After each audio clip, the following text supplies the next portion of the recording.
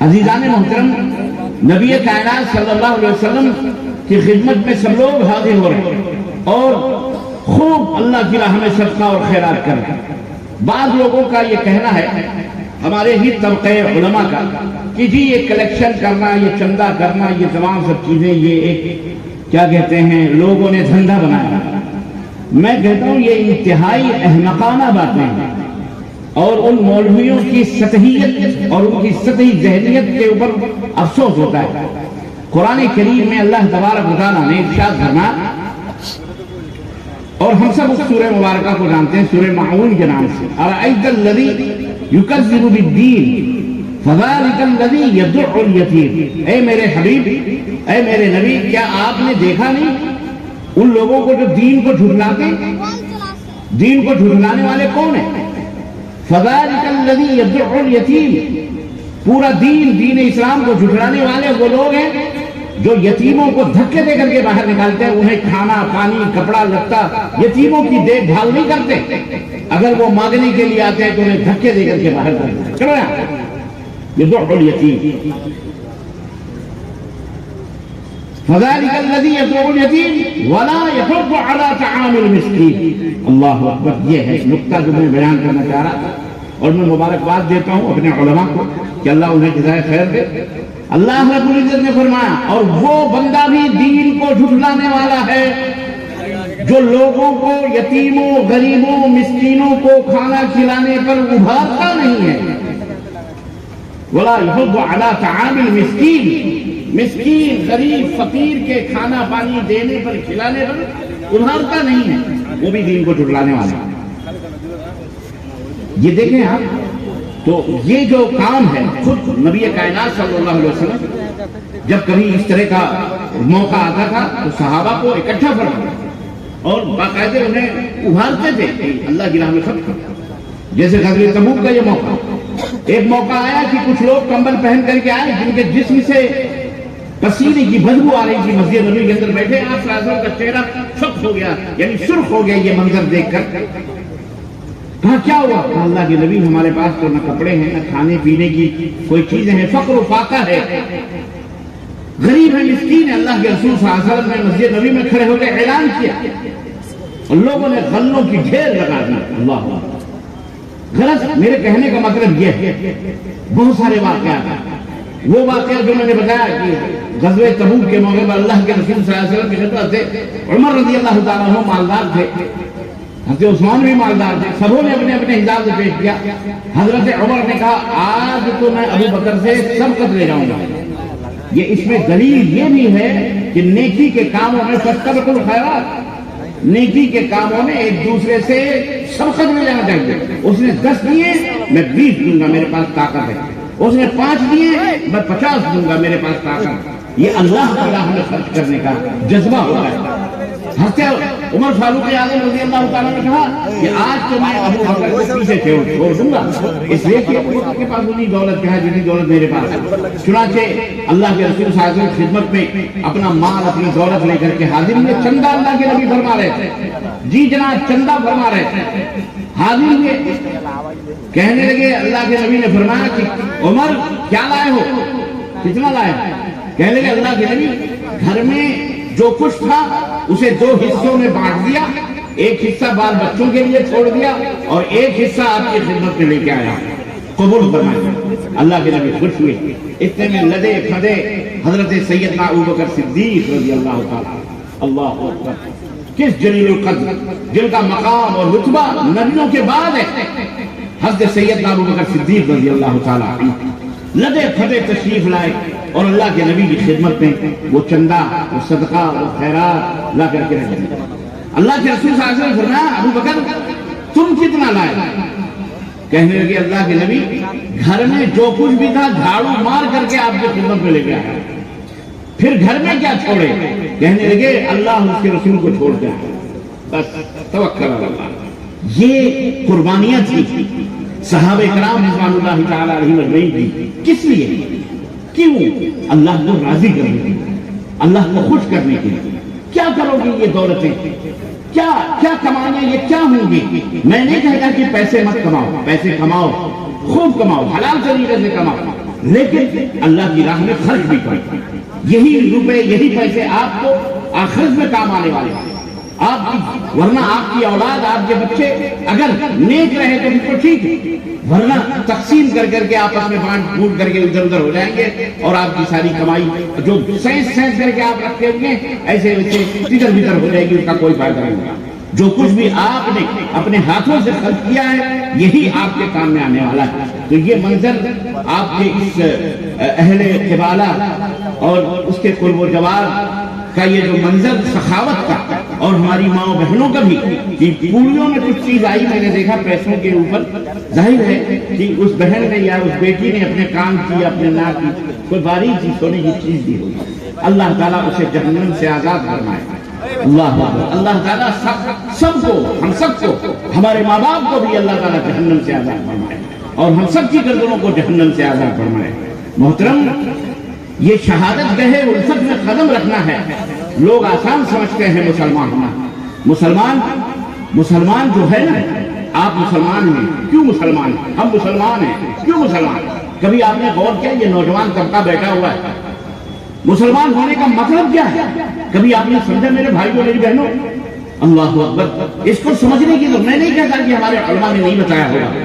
الحمدللہ انہوں نے اپنے رات دن سب کیے مسجدوں کے اندر، الحمدللہ خطبات کے ذریعے اور اسی طرح جلسے جلوس میں تقریروں کے ذریعے، مختلف جگہوں کے اوپر بھی دروس کے ذریعے آپ کو انہوں نے سمجھایا ہوگا، بتایا ہوگا. لیکن بہرحال فذکر فإن الذکر تنفع المؤمنین، یاد دہانی کراؤ اس لیے کہ یاد کراتے رہو باتوں کو، کیونکہ یہ مومنوں کو نفع پہنچاتی ہے. آپ کا یہاں بیٹھنا، یہاں حاضر ہونا یہ کوئی معمولی نہیں ہے.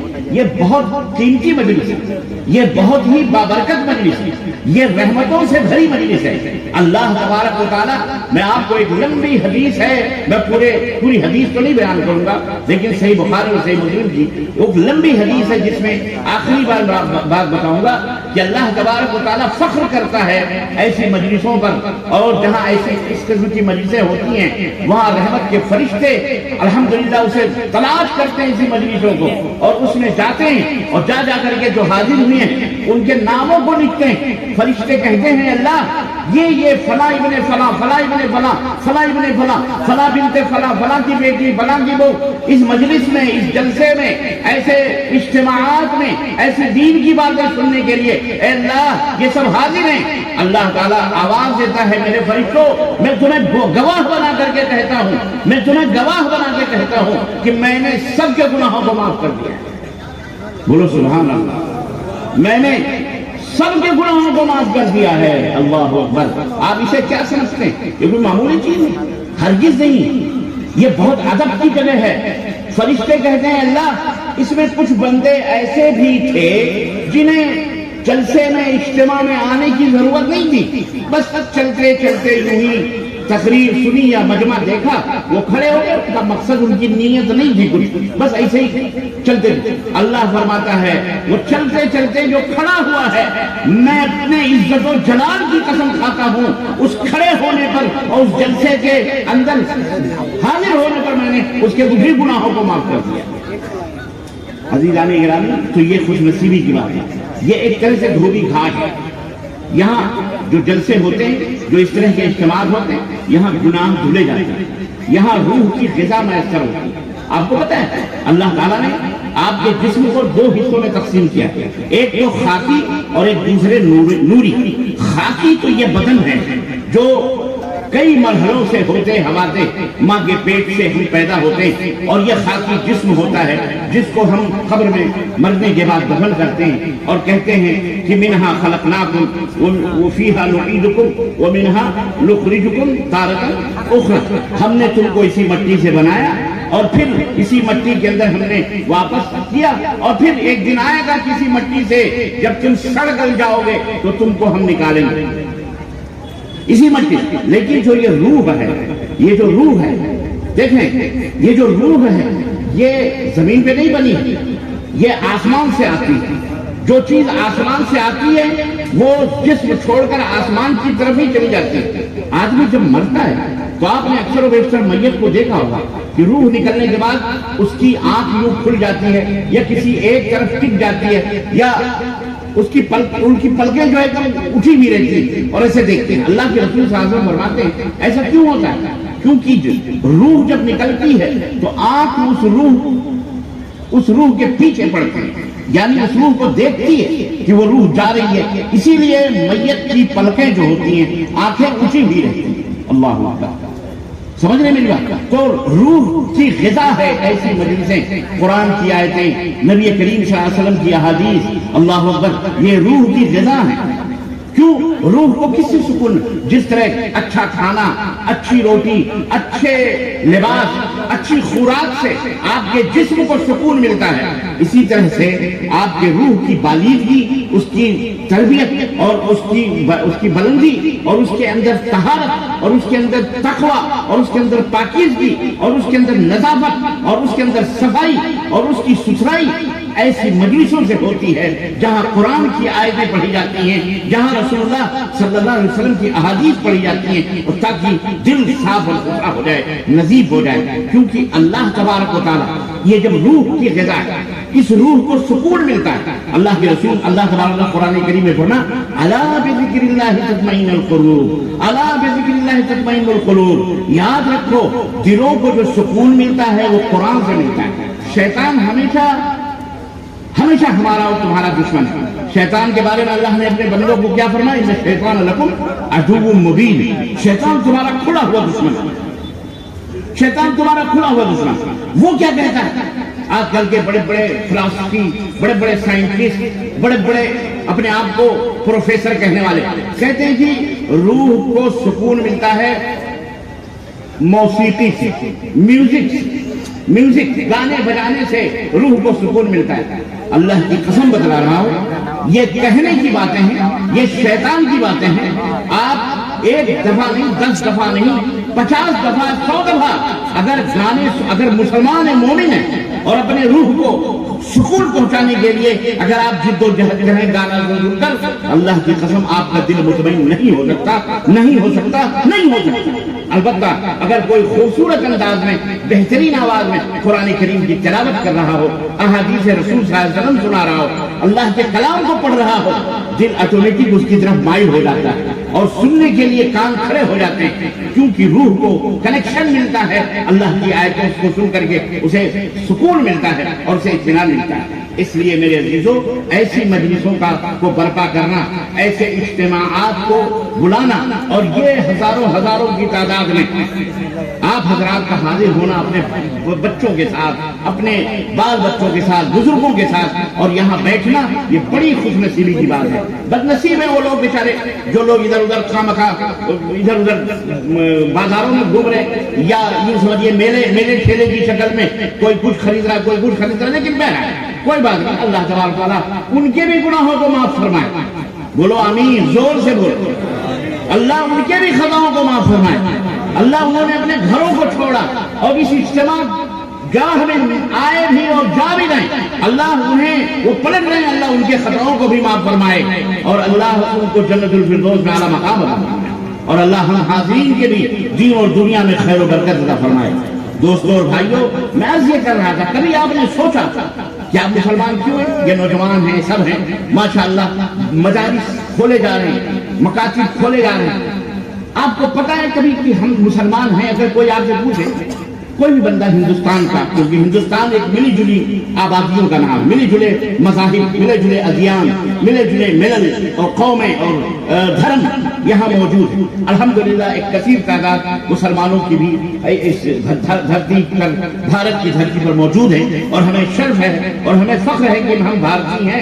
الحمدللہ اس سرزمین پر اللہ نے ہمیں رکھا ہے، یہ ہماری مٹی ہے، اور اس مٹی سے محبت کرنا یہ ہماری فطری تقاضے اور یوں سمجھ لیجیے کہ ضرورت بھی ہے. اس لیے ہمیں اس دھرتی پر اللہ تبارک و تعالیٰ نے جو اسلام کی دولت سے مالا مال کیا ہے، کبھی ہم نے اس دولت کے بارے میں سوچا یا اپنی ذمہ داریوں کے بارے میں سوچا؟ آخر ہم پیدا ہوئے یہی دھرتی پر، غیر مسلم بھی پیدا ہوئے ہیں، دوسرے دھرم کے لوگ بھی پیدا ہوئے ہیں. کیوں پیدا ہوئے ہم اور کیوں پیدا ہوئے وہ؟ ہماری ذمہ داری کیا ہے؟ ہم سے اللہ کیا مطالبہ کرے گا؟ ہم سے اللہ چاہتا کیا؟ کیا ہم نے کبھی یہ سوچا؟ چاہے وہ مائیں بہنیں ہوں، چاہے آپ، یاد رکھو بحیثیت انسان، یا ایھا الناس انا خلقناکم من ذکر و انثی، اللہ تبارک تعالیٰ نے فرمایا کہ اے دنیا کے لوگوں، ہم نے تمہیں ایک مرد اور ایک عورت سے پیدا کیا۔ اسی طرح سے اللہ رب العزت فرمایا یا ایھا الناس اتقوا ربکم الذی خلقکم من نفس واحدہ، اے سنسار کے واسطیوں، اے دنیا کے لوگوں، ہم نے تمہیں ایک جان سے پیدا کیا ہے، ایک جان سے، وخلق منہا زوجہا، اور اسی نفس سے ہم نے اس کی بیوی کو بھی بنایا ہے، وَبَثَّ مِنْهُمَا رِجَالًا كَثِيرًا وَنِسَاءً، ہم نے انہی دونوں جانوں سے اس دنیا میں بہت سارے مردوں اور بہت ساری عورتوں کو پیدا کیا۔ اللہ اکبر، یہ اللہ نے ہم کو پیدا کیا، اس دھرتی کا مالک بنایا۔ ہم کو پیدا کرنے سے پہلے رب ذوالجلال ارحم الراحمین، جو رحمتوں کا ساگر اور سمندر ہے، اللہ اکبر، اس نے یہ زمین، نرم نرم زمین بچھائی، اور اللہ نے وہ آسمان، ہم کو آسمان کی چھت عطا فرمائی، ہمارے لیے نہریں بہائی، دریا بہائے، بارش برسائی، پہاڑ بنائے، ہمارے لیے قسم قسم کے میوے، پھل، فروٹ اور قسم قسم کے اناج انہی زمینوں سے پیدا کیے۔ اللہ رب العزت نے اپنی مکمل ذمہ داری جو اس کی ربوبیت کی ہے، رب ہونے کی ہے، پالن ہار ہونے کی ہے، اس وجہ سے وہ رب ہے، وہ پالن ہار ہے کہ وہ ہمیں کھانا دیتا ہے، وہ ہمیں پانی دیتا ہے، اس نے ہمیں پیدا کیا، اس نے ہمیں آنکھیں دی، اس نے ہمیں سننے کے لیے کان دیے، اس نے ہمیں بولنے کے لیے زبان دی، اس نے چلنے کے لیے پیر دیے، اس نے پکڑنے کے لیے ہاتھ دیے، اس نے سونگھنے کے لیے ناک عطا فرمائی، بہترین قد و قامت سے نوازا، ہمارے لیے دنیا کی ساری نعمتوں کو، وسخر لکم الشمس والقمر، سورج اور چاند کو بھی ہمارا غلام بنایا اس نے۔ یہ تمام سب چیزیں اللہ تبارک و تعالیٰ نے ہمارے لیے پیدا کی۔ کیوں پیدا کی؟ ظاہر ہے ہماری آرام کے لیے، آسائش کے لیے۔ اب سوال یہ پیدا ہوتا ہے کہ یہ ساری چیزیں جو انسان کے لیے بنائی گئی، تو انسان کس کے لیے بنائے گئے؟ انسان کو کیوں پیدا؟ میرے نوجوان بھائیوں، میرے نوجوان بچوں، میرے بزرگوں، دیکھو نسلیں در نسل گزرتی جا رہی ہیں۔ اللہ کی قسم بڑا افسوس ہوتا ہے جب ہم اللہ اس کے رسول کے فرمان سے غافل اور جاہل ہیں، حالانکہ ہمارا دین اسلام جہالت کو مٹانے کے لیے آیا ہے، ہر قسم کی جہالت۔ بلکہ اگر قرآن آپ پڑھتے ہو تو جا کے دیکھو اور یہ پتہ لگاؤ کہ سب سے پہلا لفظ جو ہمارے اور آپ کے نبی پر آسمان سے اتارا گیا حضرت جبریل امین کے ذریعے سے، وہ لفظ کیا تھا غار حرا میں جو اللہ کے رسول کے اوپر اتارا گیا؟ اقرا۔ کیا تھا؟ اقرا۔ اقرا کا مطلب کیا ہے؟ پڑھو۔ یعنی اب تم ایک ایسی قوم بنانے والے ہو، ایک ایسی ملت کی ابتدا ہونے والی ہے، ایک ایسے قوم کا آغاز ہونے والا ہے، تم ایک انسانیت کے وہ رہبر اور رہنما بننے والے ہو۔ تمہارے ذریعے سے جہالتوں کی تاریکیوں کو مٹایا جائے گا، اندھیروں کو چھانٹا جائے گا، اور تمہارے روشنی قد جاءکم من اللہ نور و کتاب منیر، ایک نور، ایک روشنی اور ایک کتاب دے کر کے دنیا کے اندر جو جہالت کی تاریکیاں ہیں اور اندھیرا پن ہے، ظلمتیں ہیں، اس کو مٹایا جائے گا اے محمد صلی اللہ علیہ وسلم۔ اس لیے آپ کو پڑھنا چاہیے، پڑھو پڑھو۔ یہ تعلیم تھی نبی کے لیے، لیکن یہ تعلیم تھی قیامت تک آنے والے نبی کائنات صلی اللہ علیہ وسلم کی امت کے لیے، ہمارے لیے، آپ کے لیے، آپ کے بچوں کے لیے، اولاد کے لیے، عورتوں کے لیے، مردوں کے لیے، سب ایک کیٹیگری میں برابر ہے۔ یاد رکھو اے میرے دوستوں اور بھائیوں، مرد اور عورت میں کوئی فرق اللہ نے نہیں کیا ہے۔ چند چند چند چند ملاحظات، چند خصوصیات کے علاوہ مردوں عورتوں کی کوئی تفریق اللہ تبارک و تعالیٰ کے دربار میں نہیں ہے، بلکہ جتنا اجر اس کام کے کرنے پر مرد کو ملتا ہے وہی اجر عورت کو بھی ملتا ہے۔ بلکہ بسا اوقات بعض اعمال ایسے ہیں جس میں عورت بیٹھے بٹھائے آپ سے زیادہ اجر و ثواب کما لیتی ہے، اور آپ کر کے بھی اتنا عمل نہیں پاتے۔ مثال کے طور پر جہاد فی سبیل اللہ ہمارے اوپر فرض ہے، لیکن آپ میدان جہاد میں جا کر اپنی گردنوں کو کٹائیں گے تب آپ کو اجر و ثواب ملے گا۔ لیکن عورت اگر عمرہ کر لے، اگر حج کر لے، اللہ تعالیٰ بیٹھے بٹھائے اس محنت سے اسے جہاد فی سبیل اللہ کا اجر و ثواب عطا فرما دیتا ہے۔ سمجھ رہے ہیں؟ بہت ساری معاملات۔ تو خیر باتیں بہت زیادہ ہیں، میں گفتگو کو میں سمیٹ کر آپ کو کچھ بتانا چاہتا ہوں۔ ہماری ذمہ داری کیا ہے؟ کھانا پینا سونا کھیت جوتنا بیل گائے بھینس دودھ نکالنا چلانا چلنا خلاص یہی ہماری ذمہ داری ختم. عورت کی ذمہ داری یہی ہے کہ گھر میں چولہے برتن پھونک پھانک کر کے شوہر کے ہاتھ پاؤں دبائے اور ختم. اس کے بعد اور کچھ نہیں کرنا. اے میرے مسلمان بھائیوں اٹھو بیدار ہو. اللہ کی قسم دنیا تم کو مٹانے کے لیے رات اور دن سوتی نہیں. تمہارے وجود کو ختم کرنے کے لیے تمہارے آنے والی نسلوں کو برباد کرنے کے لیے تمہیں اس دنیا کے اندر تمہارے اوپر زمینوں کو تنگ کرنے کے لیے اللہ کی قسم بتلا رہا ہے. سازشیں ہو رہی ہیں پلاننگ ہو رہی ہے اور ہر طرح سے تم کو مٹانے کے لیے جد و جہد کی جا رہی ہے. اور ہم اور آپ ہیں کہ ہم خواب خرگوش کی نیند لے کر کے پڑے ہوئے غفلت کی چادر اوڑے سو رہے ہیں. نہ ہم کسی چیز کی فکر نہیں. اے میرے مسلمان بھائیوں میں آپ کے اس مجلس میں آپ کو بیدار کرنے آیا ہوں آپ کو جگانے کے لیے آیا ہوں. اللہ کی قسم آنکھوں میں آنسو آ جاتے ہیں جب ہم اپنی بدحالیاں دیکھتے ہیں جب ہم ہر میدان میں اس دنیا کے لوگوں سے پیچھے دیکھتے ہیں. اور تو اور ہے ہم مسلمان ہمیں اللہ نے اس لیے پیدا کیا تھا کہ ہم دنیا کی قیادت کریں دنیا کو کے رہنما بنیں دنیا کے لیڈر بنیں دنیا کے رہبر بنیں دنیا کو گمگشتے راہ کو جو ہے ہم سیدھے راستے پر لائیں. بھٹکتے ہوئے لوگوں کے لیے ہم نشانے منزل بنے. ہم لوگوں کو سیدھے راستے کی دعوت دیں تلقین کریں. جو اللہ کو چھوڑ کر پیڑ اور پودوں کی پرستش کر رہے ہیں جو نہروں اور دریاؤں کی پوجا کر رہے ہیں جو بے جان چیزوں کی یا جاندار چیزوں کے سامنے سجدہ کر رہے ہیں اللہ نے ہمیں اس لیے پیدا کیا تھا کہ ہم ان کو وہاں سے لا کر اللہ کے در پر جھکائیں اللہ کی چوکھٹ پہ لائیں. انہیں بتائیں کہ اللہ کون ہے انہیں بتائیں کہ دین اسلام کیا ہے انہیں بتائیں کہ اسلام کے اندر کتنی برکت ہے انہیں بتلائیں کہ اسلام کی چھاؤں میں کتنی شیتلتا ہے اور کتنی ٹھنڈک اور اسلام کے دریاؤں میں کتنی روانی اور اسلام کے فضاؤں میں کتنا سکون اور کتنا اطمینان ہے. ہم انہیں بتائیں. لیکن افسوس کا مقام ہے ہم کیا بتائیں گے ہمیں دیکھ کر وہ خود کا موضوع بھاپ لیتے ہیں لفافہ دیکھ کر وہ خود ہم سمجھ جاتے ہیں کہ یہ مسلمان یہ کھوکھلا ہے اس مسلمان کے اندر کوئی روحانیت نہیں ہے اس مسلمان کے اندر کوئی پاور ہے ہی نہیں اس لیے اس سے کیا ڈرنا اس کو کیا ویلیو دینا اس کو کیا اہمیت دینا. اس لیے جہاں چاہا جب چاہا گھروں پر بلڈوزر چل رہے ہیں گھروں کے اندر چھاپے ماریاں ہو رہی ہیں نوجوانوں کو اٹھایا جا رہا ہے روتے بلکتی ماں اور بہنوں کو گھروں کے اندر گھسیٹ کر باہر کر دیا جا رہا ہے. جناب علی جب چاہا مسجدوں کو توڑ دیا جب چاہا ہمارے جذبات سے کھیل دیا جب چاہا جو چاہا کر لیا. اس طرح کی حرکتیں کر رہے ہیں. ہم کب تک سوچے رہیں گے ہم کب تک اپنی وجود کی جنگ نہیں لڑیں گے کب تک آخر کب تک. ہمیں اس لیے اللہ تبارک تعالیٰ نے پیدا کیا. ہم ذمہ داری آپ کو بتا رہے ہیں. دیکھو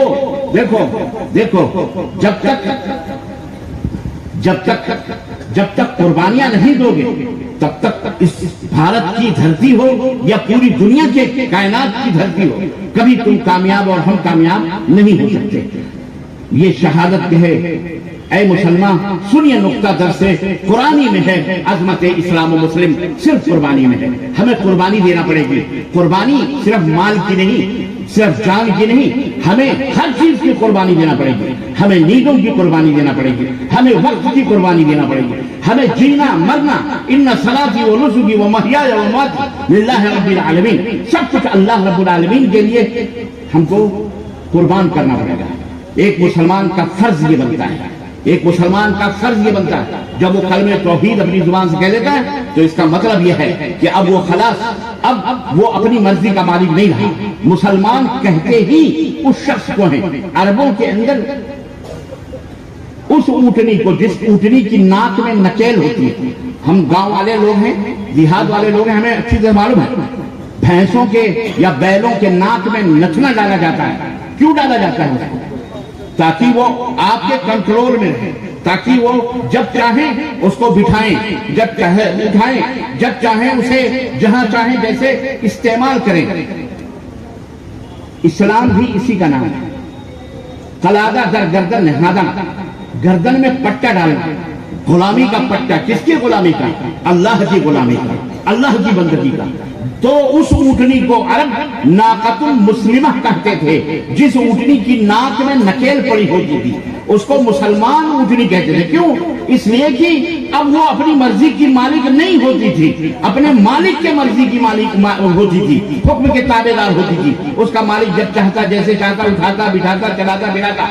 ایسے ہی مسلمان اسی کو کہا جاتا ہے، مسلمان اس کو کہا جاتا ہے جس کے گردن میں اللہ کی غلامی کا پٹکا پڑا ہوا، جس نے لا الہ الا اللہ محمد رسول اللہ پڑھنے کے بعد یہ عہد کیا ہے کہ عبادت صرف اللہ عز و جل کی ہے، سجدہ صرف اللہ عز و جل کے لیے ہے، مانگنا، فریاد کرنا، استمداد کرنا، مدد طلب کرنا، حاجت روا سمجھنا، مشکل کشا سمجھنا صرف اللہ تبارک و تعالیٰ کا حق ہے، اللہ تبارک و تعالیٰ کے لیے جائز ہے۔ اس دنیا میں کسی زندے کو، کسی مردے کو، کسی انسان کو، کسی پیڑ کو، کسی حیوان کو، کسی جانور کو، کسی پودے کو، کسی جنگل کو، کسی پہاڑ کو مشکل کشا سمجھنا، حاجت روا سمجھنا، اسے فریاد کرنا، اس کے سامنے دعا کرنا، اس سے مانگنا، اس سے بیٹا بیٹی کی امیدیں وابستہ رکھنا، اس سے اس لیے محبت کرنا یا اس لیے اس سے ڈرنا کہ یہ نفع اور نقصان کا مالک ہے، چاہے وہ درگاہ ہو، چاہے وہ مزار ہو،